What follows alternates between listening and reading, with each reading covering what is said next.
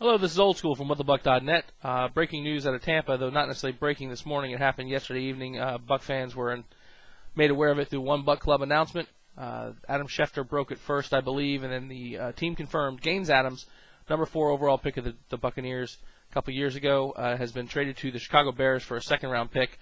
Looks like that may shape up to be a late second-round pick. Obviously, this is a disappointment when you invest a top 5 overall pick in someone. You expect them to really come through. But I think if you look at the number 4 slot, in any slot, you can do this for almost any slot, 1 through 20. You got guys like Peter Warrick and Darren McFadden, who Darren McFadden hasn't blossomed yet. That's not saying he's not going to. Peter Warrick never really blossomed. He had a couple good years in Cincinnati, but he ended up petering out and not playing anymore. The draft is really a crapshoot, and when you take one of those top 5 picks, though, you're expected to pay off on it. Like we took Cadillac Williams, looked like it was a great pick. Now it looks shaky in the middle of the injuries. Now he's running pretty hard, but the kid's coming off of 2 knee injuries. So when you make those picks, there's always this risk. Now coming into the season this year, a lot of people have been on Gaines Adams. He never really blossomed into the Simeon Rice replacement he was supposed to be. He had certainly gotten better this offseason, it looked like. Coach Morris had come out and said, listen, if you don't hit double-digit sacks this year, you're a bust. We've seen the best of Gaines Adams earlier this year. I think he had a 2-sack performance, a lot of pressures, a couple of batted balls, a really good game by Gaines Adams all around, kind of all over the field.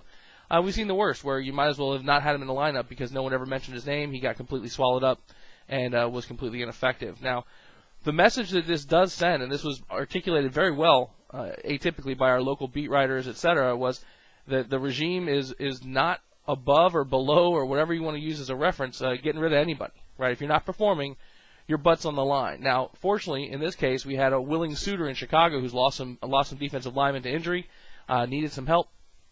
Rod Marinelli's up there now. He liked Gaines coming out of the draft. Apparently, there's speculation that he wanted to take him instead of Calvin Johnson. And, man, boy, fate might have been different if that had been the case. But, so Gaines goes up there for a second-round draft pick, and we're stockpiling more picks. I think we got 10 or so amassed for 2010. There is a rumor floating around that there are a couple of other Buccaneers that are on the trading block, Mike Clayton, Antonio Bryant, and Barrett Ruud. I don't know if that's a substantiated rumor. I don't know who the hell would trade for Mike Clayton right now. We just gave him a ridiculous contract, and he's played like complete horseshit. Antonio Bryant's got the franchise tag. It's a 1-year contract. I don't know why anyone would trade for him, especially because he hasn't been able to put anything on film. And Coach Moore said this was his best week of practice yet after the knee injury or the knee surgery and the recovery. So maybe he'll get some chemistry going with Josh Johnson and be able to get out there and put up the numbers we expect out of a franchise-tagged receiver.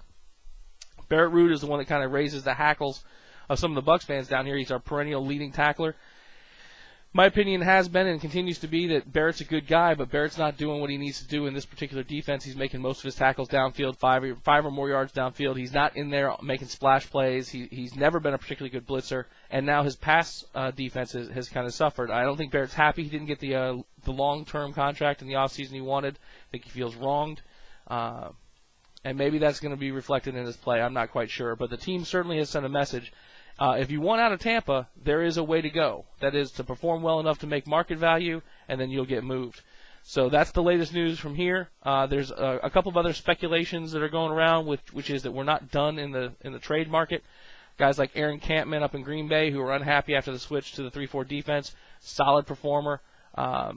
There's actually a rumor, again, I think by Rick Stroud, local beat writer here for the St. Pete Times, that Glenn Dorsey out of Kansas City, with that swap in defense, may be someone available too, but there may be some contractual stipulations that make that untenable for the Buccaneers. But at any rate, a lot of activity going into this week's game. I had picked Gaines to have a good game this week against Jordan Gross, and that means that Styles White will probably be elevated to that slot. It also means that Kyle Moore, who's finally healthy and practicing, may get some more PT, and potentially the other Michael Bennett that we picked up this week may get in there as well.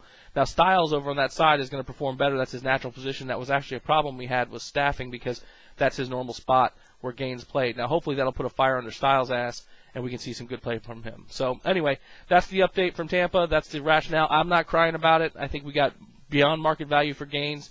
Sure, he may go up there and play lights out. I don't know. He doesn't quite seem to have the work ethic we wanted. And if we can get some draft picks, and it's a deep draft next year, in a lot of positions we need help in, defensive tackle, secondary, etc., then I think it's probably a good move. This is clearly a rebuilding year, and I think this is consistent with that approach. Until Monday night's show, or until I get the urge to put up another video, thanks for checking it. Please make sure you rate it, and let me know what you think about it.